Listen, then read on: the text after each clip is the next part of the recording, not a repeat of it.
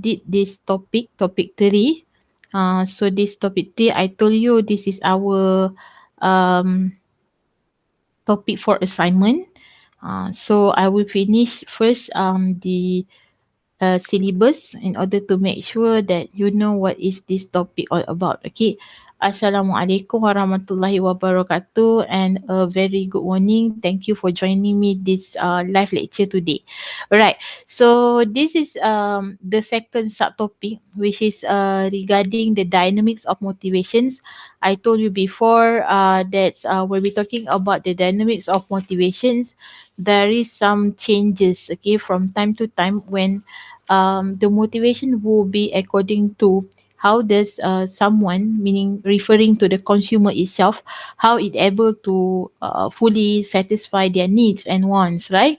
All right. So as you can see from here, the needs are never fully satisfied. Yes, this is correct. Okay, whereby our needs still unlimited and keep on unsatisfied until we fulfill the new ones, right?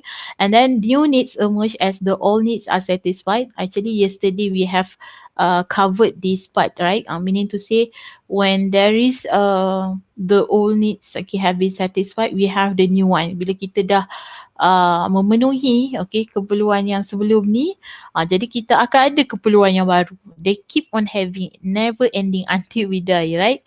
And then people who achieve their goals set the new and higher goals for themselves. So when they're able to achieve the goal, they will set the new one which is a better and might be a higher for themselves.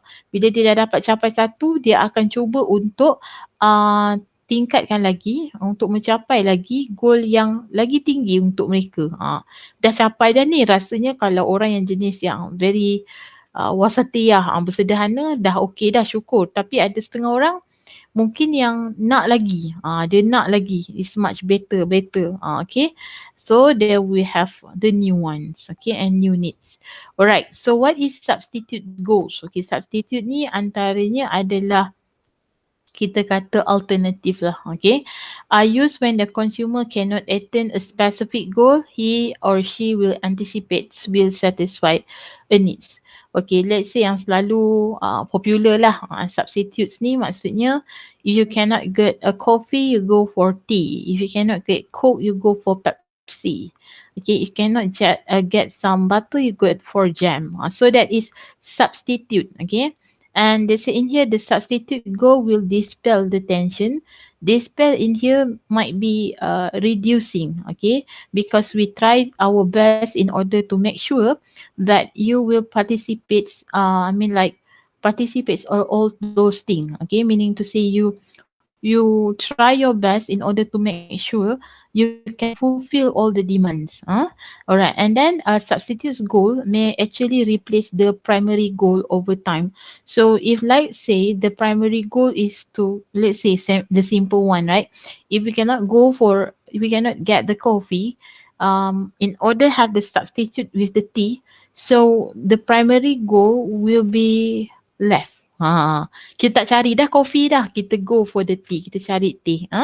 So that is substitute goals.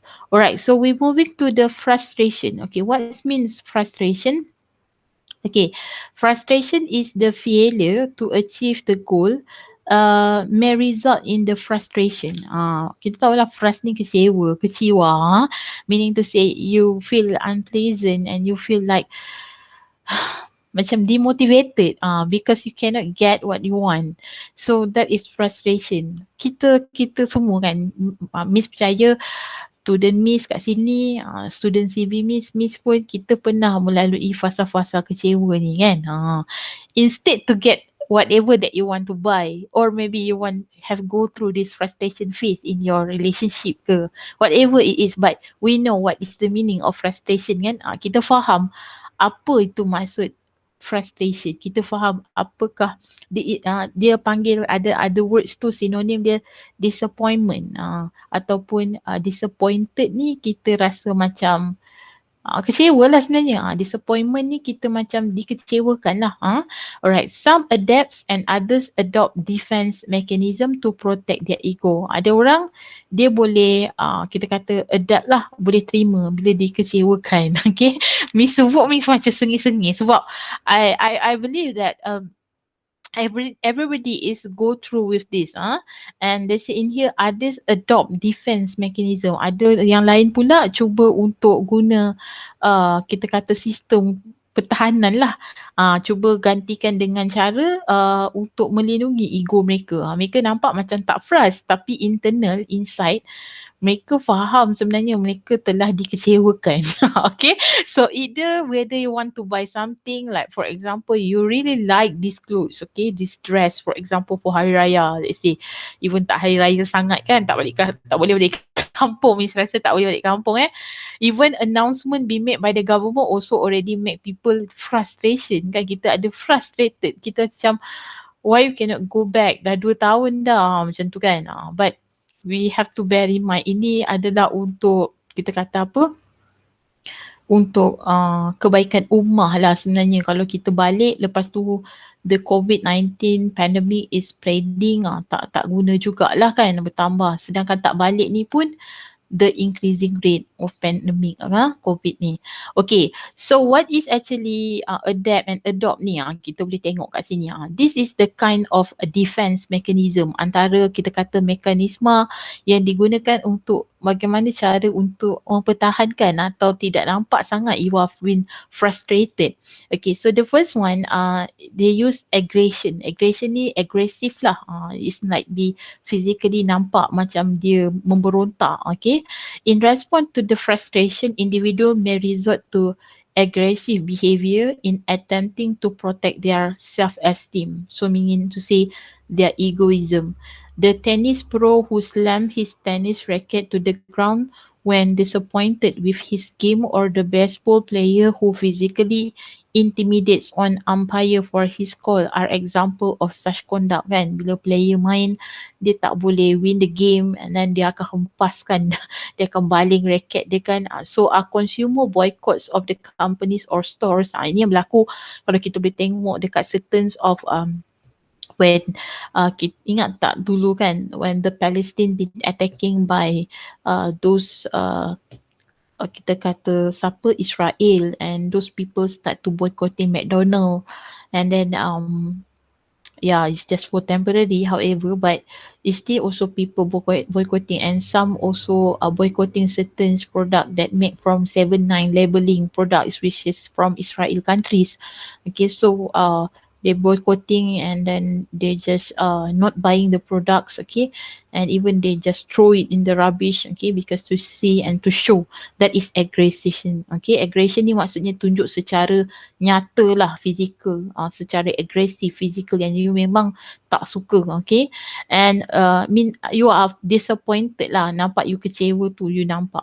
And rationalization, people sometimes resolve the frustration by inventing plausible reason for being unable to attain their goal. For example, not having enough time to practice, or deciding that the goal is not really worth pursuing. For example, how important is to achieve a high bowling score. So ada setengah orang dia macam samit nawak atok na, rational lah, dia berfikir secara muhasabah diri tu dengan mengatakan yang kalau kita capai pun apa yang kita dapat, contohnya kan. Jadi mungkin kalah ni sebab tak cukup masa untuk bertanding atau tak cukup masa untuk berlatih. Jadi bila kita muhasabah, kita akan jadi sabar lah, sabar, we be patient kan. Jadi lagi-lagi bila bulan Ramadan ni kan, bila orang makan depan kita, kita pun kadang-kadang terteguk lah kan. Kita akan macam mouth watering lah, kita akan macam yelah, contoh non-Muslim, right? They eat, they drink in front of you. So kita have to be rational. So Ramadan time is for the Muslim month, right? Holy month. So we have to be patient. Kita rational lah, dihikmah. So baik-baik adalah waktu gembira untuk umat Islam adalah ketika waktu berbuka puasa. Okay. Alright. Regression is an individual may react to the frustration situation with childish or immature behavior. Ini pula dari segi yang tadi aggression, nampak agresif. Yang ni regression dengan tindakan yang tidak matang ataupun berbentuk situasi macam kanak-kanak. Okay, what they do bila tak dapat dia punya like the fit size, okay, what they do, dia rip a garment, maksudnya dia koyakkan pakaian tersebut daripada orang lain tak dapat pakai, dia rasa sebab dia tak dapat pakai, tak ada size untuk dia, so orang lain tak perlu pakai juga. So that is regression. Okay, withdrawal, I think that if among of these four, I will take the last one. Okay, frustration may be resolved by simply withdrawing from the situation. So kita keluarkan diri kita daripada situasi tersebut, which means indirectly is avoidance. Kita mengelak kita cuba jangan untuk keruhkan keadaan. Alright, to make the things more worsening, rather to become aggressive, and regression rather is to become withdrawal. For instance, a person who have difficulty achieving officer status in organization may decide he can use his time more constructively in other activity and simply quit that organization. So kalau contoh dia dah lama tunggu untuk kenaikan pangkat jadi pegawai, jadi daripada dia stay at that company, it's better to move on. Okay, maybe just walk away. Okay, it's much better. So macam tu juga kita dalam kita punya hubungan, in our relationship, our life, right, in with our family members or with our friends, right? If let's say that the family members feel that sometimes when we have in that, we feel that we are the most the problematic, right? So the best thing to keep like maybe like quiet, or sometimes people say why keep quiet kan, kadang sometimes it's much better to keep quiet tu. Diam tu lebih baik, sedang kita tahu mungkin kita tak bersalah kan. Contoh, this is kind of defense mechanism. Alright, so arousal of motive. Mungkin ada yang tanya, apa maksud arousal of motive ni? Okay, so Miss sebenarnya kalau secara rationally, I can't purposely just say it, okay, because I feel that this is a terms, okay, yang memerlukan penjelasan. Jadi I used to refer, kalau Miss rasa I used to teach this subject before, tapi bukan setiap sem. Untuk semester ni Miss dapat, okay, so kalau subjek setiap sem, selalunya bendanya dah ada dalam kepala Miss. Okay, so untuk subjek yang kadang-kadang di offer dan I have to teach this, I have to refer. So this is the main textbook lah. Okay, so kalau tengok dekat sini, okay, the physical arousal ni, okay, physiological arousal, dia bermaksud bodily need at any one specific moment in time based on the individual physiological condition at the moment. Maksudnya, pada ketika ni dia memerlukan something like individual physical. Okay, jadi a drop in the blood sugar level or stomach contraction will trigger awareness of hunger needs. Contohnya bila kita, siapa-siapa yang gula, paras gula menurun, okay, ataupun kita mempunyai masalah perut, contraction kan, kita akan trigger untuk rasa hunger. Okay, so dia kata for example, okay, most of these physiological cues are involuntary. Maksud dia kata selalunya punca-punca berlakunya physiological arousal ni adalah ketika dia berlaku secara tidak rela lah, involuntary, maksudnya tidak secara sukarela. For example, a person who he is cold may turn up the heat in his bedroom and also make a mental note to buy a warm cardigan sweater to wear around the house. So contohnya kalau orang ni sejuk, dia akan hidupkan pemanas lah. Ni contohlah sebab dia melibatkan fizikal kita. Okay, kalau kita sejuk pun kita akan pakai kita punya, kita panggil sweater kan, ataupun kita sejuk kita akan, kalau kat Malaysia ni jarang kita ada pemanas ni, depends lah, ada setengah rumah mungkin ada kan, tapi di luar negara that is the common things lah. Mereka ada unggun api tu, that's something like that, right? Okay, the second one, emotional arousal. Dia kata sometimes daydreaming result in the arousal or stimulation of latent needs People who are bored or who are frustrated in trying to achieve their goal often engage in daydreaming. Dia kata selalunya orang yang bosan ataupun dia frustrated dengan apa yang dia cuba capai dalam goal dia, dia orang akan mudah untuk ada daydreaming. Daydreaming ni kita macam mimpi mak jenin lah. Okay. This is autistic thinking in which they imagine themselves in all sort of the desirable situation. Okay. So for example, dia kata, a young woman who daydreams of the torrid romance may spend her free time in internet single chat rooms. A young man who dreams of being a famous novelist may enroll in a writing workshop. So orang ni dia mengimpikan dia untuk menjadi seseorang. So because it involve emotional, emosi kita, okay? So dia bagi tahu kat sini kalau macam seorang perempuan yang dia nakkan satu macam romantic relationship tu, so they go for internet chat room to find out someone lah, okay? Tapi bukan sugar yang the viral one tu, bukan sugar web tu, bukan sugar daddy web tu, itu tak boleh. Okay, tapi according to statistik, mostly yang girl joining is from IPTS. Saya pun sedih dengar statistik ni. Yelah mungkin nak memiliki kehidupan yang senang, tak nak duduk rumah sewa biasa-biasa, nak duduk kondo ke.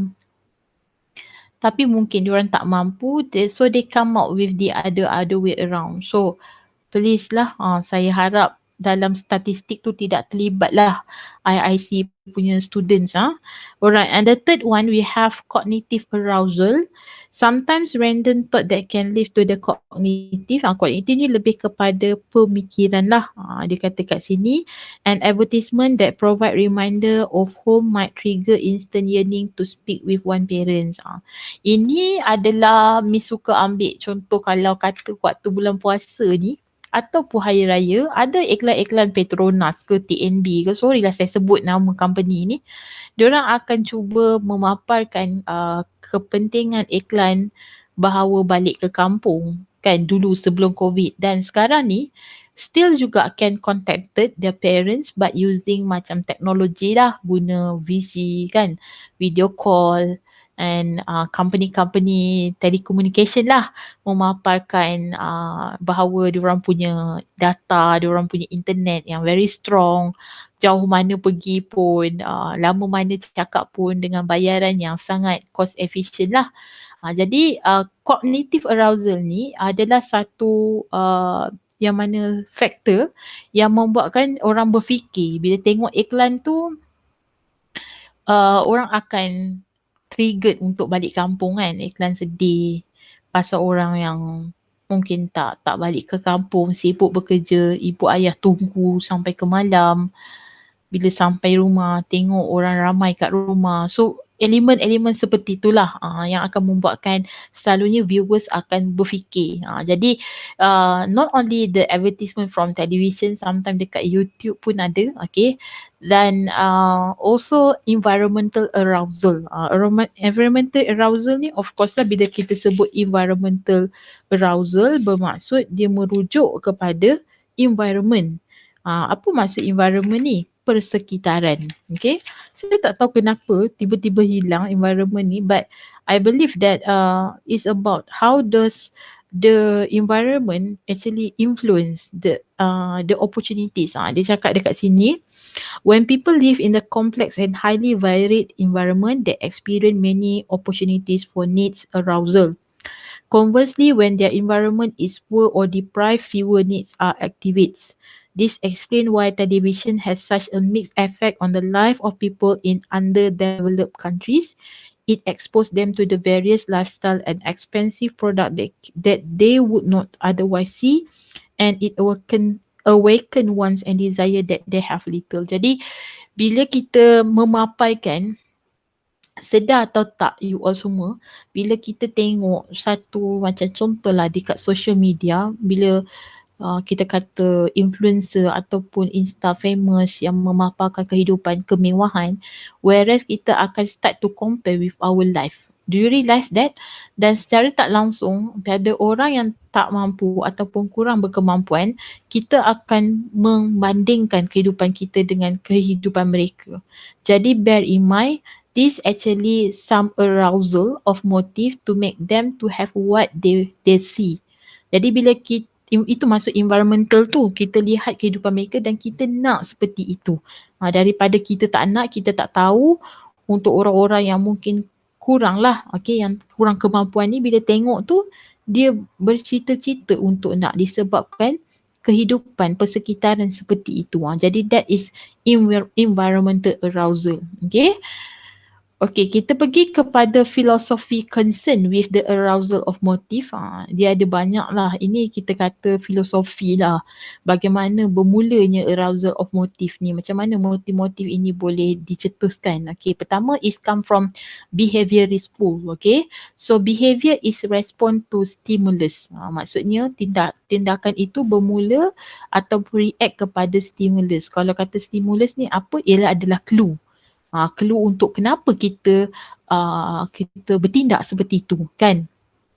Kalau kita tengok contohnya kan, kereta dari jauh macam nak langgar kita, takkan kita tegak je kat situ, mesti kita akan lari ataupun kita akan hindari untuk mengelakkan daripada kita dilanggar. Jadi macam itulah stimulus tu.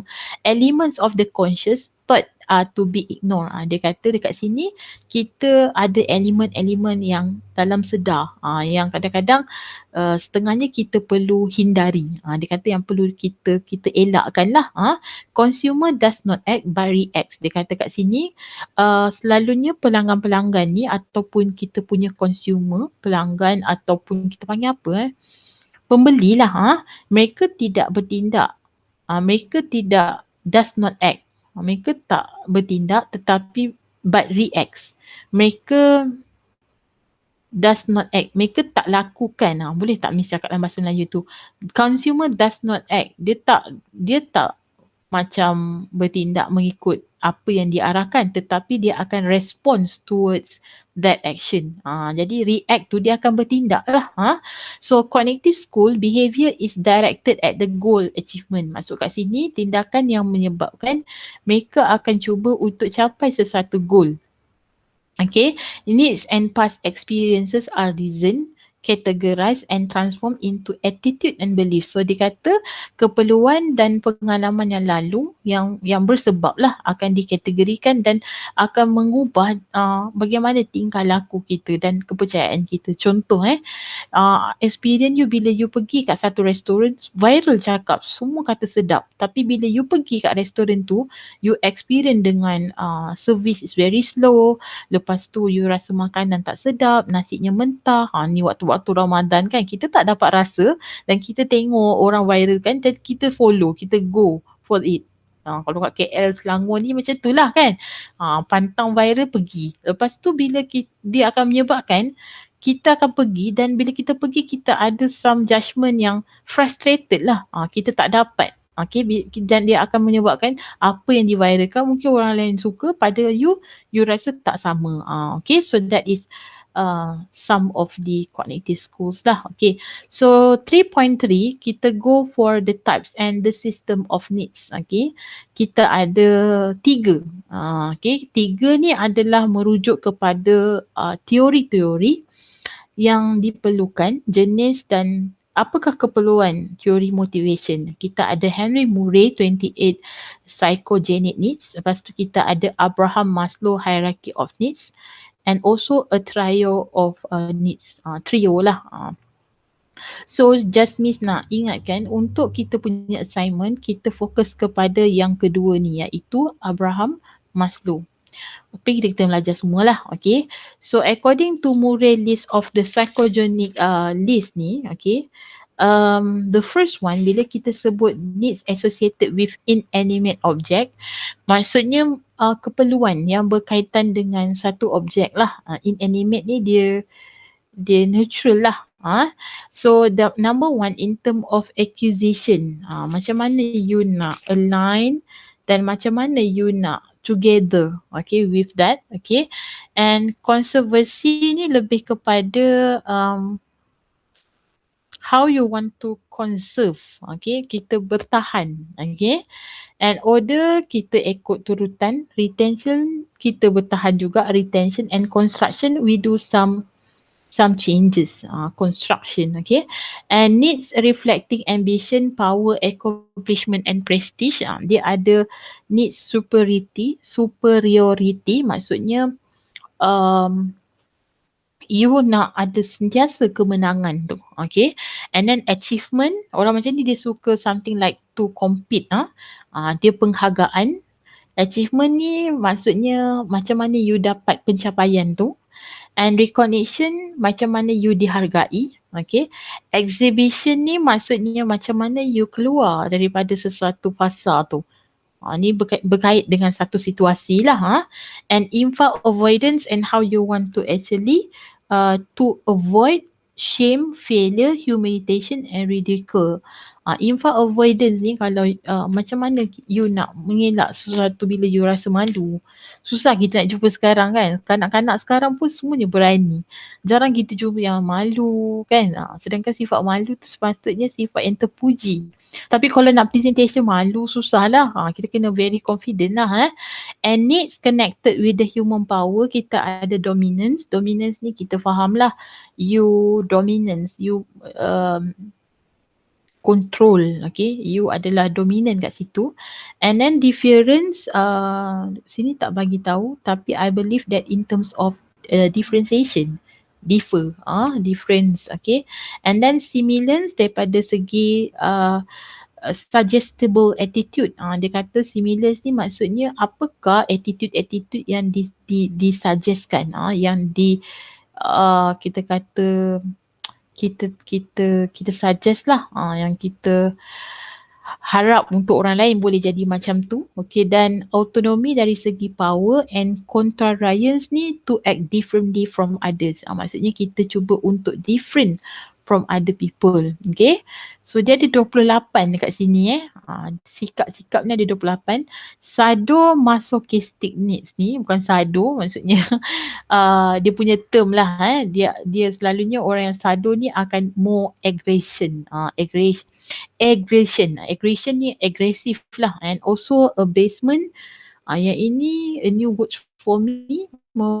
Maybe kita boleh kalau Miss tak tahu, Miss akan cakap Miss tak tahu, because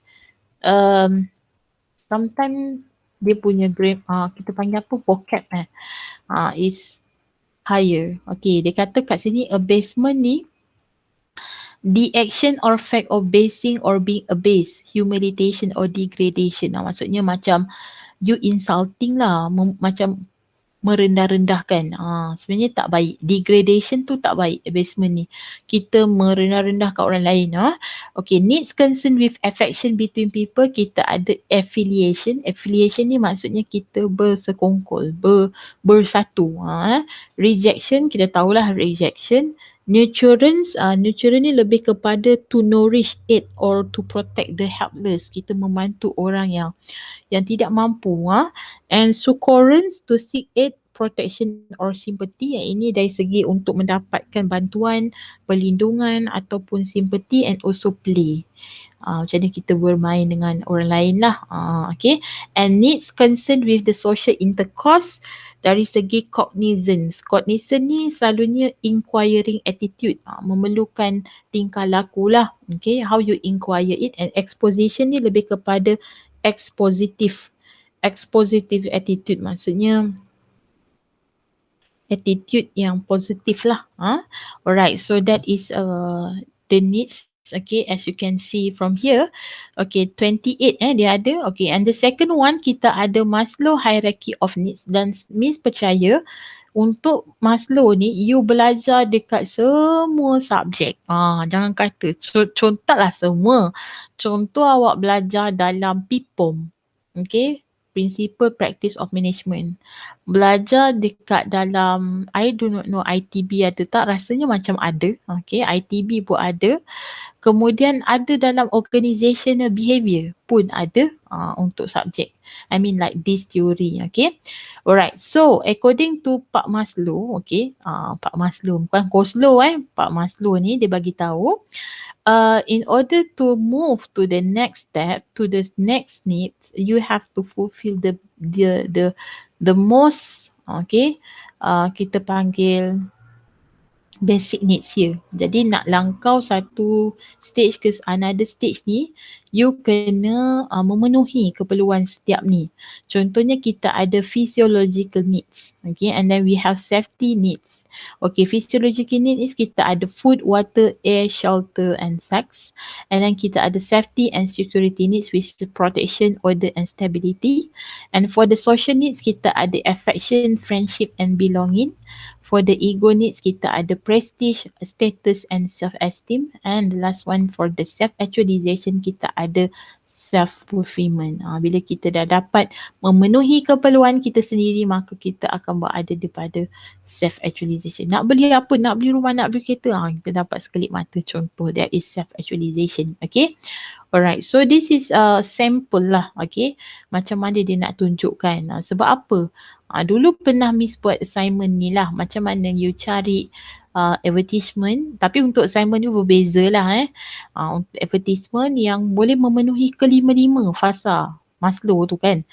So kat sini ada makanan, okay, drink, mingle, okay. So you can see that advertisement have that both physiological and social need. Okay, physiological ni kita boleh tengok perkataan eat and drinks, okay. Social needs kalau tengok kat sini ada perkataan mingle because kita of course lah bila you pergi makan satu tempat akan ada orang-orang that you can mingle around with your friends, set up the appointment and the place and you can hang out together. Macam tu lah. For the egoistic needs, okay, life among the stars, so meaning to say like it show like a very luxury condominium in here. So they have like in here platinum. So menunjukkan bahawa dia berada di self-esteem lah. Duduk di kawasan ataupun shelter yang sebeginilah. Okay, kemudian self-actualization, they have shine there.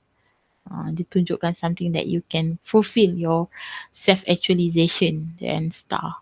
Okay, we moving on to the trio of needs. Okay, ni ada, bila kata trio ni come from the French word.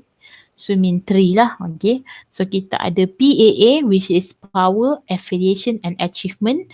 So in here we have individual desire to control the environment. Kalau ada soalan boleh letak dekat sini dekat ruangan chat. Miss suka untuk respon kalau ada soalan. Okay. Affiliation need for the power tadi, individual desire to control environment. Bila you ada power, you can control the environment itself. Okay. And of course you have the power, you able to know what is do and don'ts, and of course more and do, right? Affiliation ni macam ada satu teamwork lah. Need for friendship, acceptance and belonging. You are belong to the team. Okay, and of course people will be together with you. And the third one, bila kita ada friends kan, kita go like in affiliation ni, bila kita feel that we are being accepted in the group of member, walaupun kita adalah orang baru, jadi we feel like people want to friend with us kan. Sebab tu kita, kalau kita orang baru, kita tak boleh sombong. I believe that in Al-Quran also said that kita sebagai kata slave kan, makhluk Allah ni, hamba-hamba ni, jangan kita kata berpijak-pijak, maksudnya berjalan tu macam melangkah ke, I mean like mendongak ke langit, okay. Because we are slave. Sebab tu kita bila kita solat, kita bersujud, sebab itu adalah hubungan seorang hamba dan penciptanya. Okay. Gitu, okay. So affiliation, need for friendship, maksudnya we need a friends. Okay, bila kita ada friends ni, ada je orang tak ada friends, but somehow kita kena ada kawan-kawan so untuk to be together with us, okay, to listen to our contoh kita ada very sad day, so we need to share, so they lend their ears for you kan. Okay, achievement, need for the personal accomplishment and closely related to egoistic and self-actualization needs. So kalau tengok kat sini, dekat power ni adalah lebih kepada basic needs. Kalau dekat Maslow tadi, dia dekat sini. Power ni kat bawah ni. Okay, betul ke? Uh, Bukan, power ni lebih kepada self-actualization. Dia tak ni, self-actualization. Okay, ini adalah basic needs lah. Affiliation ni part security and social needs. Achievement ni lebih kepada self-esteem dan self-actualization. So kalau tengok kat sini, itulah achievement. So dalam Maslow hierarchy ni ada 5, dibahagikan kepada 3. Alright, so this is affiliation need of young, environmentally conscious adult. Tengok ada orang kulit putih, ada kulit hitam, ada anjing, ada kucing. Go green contohnya. So this is the power and achievement needs. They used like a car here, okay. And what is this? Okay, the measurement of motif. Researcher rely on the combination of techniques. Okay, macam mana kita nak ukur motif tersebut. So dia kata kita researcher selalu guna pelbagai teknik, okay, ataupun gabungan. Qualitative research ni maksudnya dia buat macam like survey ataupun dia lebih kepada you interview. Sebab kita boleh dapat jawapan at that time, particular time. Kita panggil just in time lah. Projective techniques are often very successful in identifying motifs. Jadi kalau macam projective techniques ni, lebih kepada teknik-teknik yang macam guna questionnaire, survey kan. Jadi kita boleh nampak dia orang jawab soalan kita macam mana. Okay, so this is a qualitative measurement of motive. Kita ada metaphor analysis. Dia guna metaphor. DuPont use this method to study woman emotion regarding pantyhose. Storytelling, ni dari segi macam mana kita boleh dengar. Jalan cerita. This method consists of having customer tell real life stories regarding their use of the product under study. So Kimberly Clark, ni product lah, use this method to develop pulls up. And the word association and sentence completion in this method, respondents are presented with words one at time and asked to say the first word that come to mind. Jadi mungkin orang tanya, okay, pernah dengar tak produk Polident? Apa yang anda boleh bagi pendapat tentang produk Polident? Gigi palsu, contoh satu perkataan kan. Walaupun gigi palsu tu 2 perkataan tapi macam itulah. Motivational research, the term coined in 1950s by Dr. Ernest Ditcher based on the premise that consumers are not always aware of their motivation.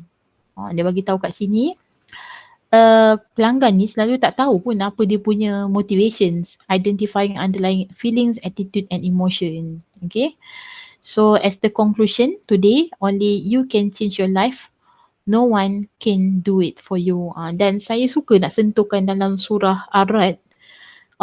Tapi Miss tak hafal lah ayat Al-Qurannya, tapi verse dia bagi tahu, Ar-Ra'd verse 11.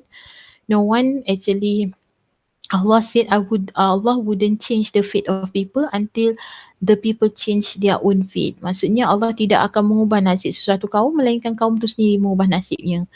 Jadi nak bagi tahu, bila kita nak motivate to change tu, anything that we want to do as a consumer side ke ataupun kita as personal side, kita kena ubah diri kita. Alam sekitar, family members is the support system yang akan bantu untuk kita ubah. Tak kira lah apa condition ataupun situasi yang kita hadapi sekarang. Bukan Miss nak jadi macam like kita panggil motivator, but I'm sharing with you all. Kadang-kadang kita ada time like we are at the top, sometimes we are at the lowest part, right? Kadang kita ada rasa kita kat atas, kadang kita rasa kat bawah dan kita rasa down. Okay, so kita kena bangkit. Okay, dan I believe that kalau awak baca balik, recite balik ayat Quran kan, surah Al-Baqarah 286 cakap apa? La yukallifullahu nafsan illa wus'aha. Maksudnya Allah tidak akan menguji seseorang melainkan hamba tu mampu menanggungnya. Jadi setiap ujian tu sebenarnya ujian untuk kita tempuh ujian tu, kita naik satu fasa level yang satu. Jadi kalau kita diuji, kita jangan terus menerus down. Memang ada fasa down tu, tapi kita boleh ubah. Macam ayat ni cakap lah, only you can change it. Okay. So pagi tadi saya ada dapat satu like macam PM tepi lah. Saja Miss nak kongsi dengan you all. Student ni ada depression lah. So that's the reason dia susah untuk nak hadir kelas pagi. Kelas pagi pula 8.30 kan. Jadi dia lampirkan surat. So nowadays inilah penyakitnya. Okay. perasaan ataupun hati adalah tidak tenang. Miss ingat lagi Tuan Guru Miss pernah cakap benda ni. Sekarang manusia adalah penyakit yang musuh utama adalah penyakit hati. Bukannya penyakit hati yang menyebabkan macam you nampak mata kuning semua tu, tahu tak. Tapi perasaan hati kita tu tidak tenang. Jadi pada waktu bulan Ramadan ni kita doa kan. Kita minta Allah dengar doa kita supaya hati kita tenang. Kadang Miss cakap kat awak semua ni pun, Miss pun kadang-kadang ada juga part-part Miss tak tenang tau. I mean, I do not know why I have to tell you all, but this is regard to this topic kan, consumer motivation. Kita rasa kita sangat dekat dengan perkataan motivasi ni. Kita ada kadang-kadang kita motivasi kita tinggi, kadang-kadang motivasi kita turun. Kan, jadi Miss Nak, you have to be strong. Kena kuat tau. Sebab hidup ni sekali je. Kita gunakan waktu yang sekali kita hidup ni untuk teruskan. Sebab fikirkan kat ramai orang yang perlukan saya ni. Kalau saya tewas, bagaimana dengan orang lain? Kalaupun you cakap tak ada lah Miss, tak ada siapa nak saya. Ada je, Miss kan suka jadi macam PRS, pembimbing rakyat sebaya. Yang adalah student pernah jumpa kata, tak ada siapa nak saya Miss. Mak ayah saya tak nak saya, adik-beradik tak nak saya. Don't say that. Memang dia orang macam tu kadang-kadang, tapi dalam sudut hati mereka, kalau dia tak nak awak dah lama dia buang awak. Letak kat tepi tung contohlah tapi benda ni direkod yang Miss cakap kat awak ni, rekod ni video kita ni. Tapi nak bagi tahunya, kasih sayang tu seorang ibu, ayah, keluarga tak ada pengganti. Alright. Miss pula yang sedih. Okay. So, ada apa-apa soalan tak? Miss tengok macam setiap tanya soalan mesti cakap tak ada. Okay. So, kalau ada soalan, malu untuk tanya kat ruangan chat ni. Miss dah habis ni Miss tak pasti ada assessment, tapi esok you all ada some activity to be done. Miss akan bagi. Jangan lupa buat. Dan hari Khamis tu Miss sama ada sambung ataupun kita ada assessment. Hasilnya tak ada assessment, kita sambung. Okay. Alright. Thank you for now. Tapi belum lagi lah ni nak ambil attendance dulu Kalau dah jawab saya baru Miss kejap tau. Ambil attendance dulu, then I can let you go. Internet ni dia macam okay lah. Miss panggil dulu nama. Sekejap ya. Ada apa-apa ke Miss dengar macam mic dibuka tadi? Ada apa-apa soalan? Tak ada. Okay, pertama tak ada okay. Syaidatun Nisa ada? Syaidatun Nisa? Tak ada. Muhammad Amirullah? Tak ada. Putri Darwina? Yes, Miss. Okay. Pelik juga Miss, ada 10 ni. Oh, termasuk Miss kat sini. Okay. Muhammad Syahid Azrul? Ada ke Syahid Azrul? Muhammad Rushdi? Yes, Miss. Okay. Siti Nur Fatihah? Yes, Miss. Okay. Nur Rabiatul Adawiyah? Yes, Miss. Okay. Mustafa? Yes, Miss. Okay. Nur Syamimi Aida? Yes, Miss. Okay. Nur Artika? Yes, Miss. Okay. Nur Ain Hazikah? Yes, Miss. Okay. Nanti tengoklah mungkin Khamis ni Miss bagi ke pasal kita punya assignment. Sebab dah habis topik 3. Pada masa yang sama, yang mana rajin-rajin ni, buatlah tackle the key term topik 3 ya. Okay, thank you for now. Assalamualaikum. Bye. Thank you, Miss. Thank you.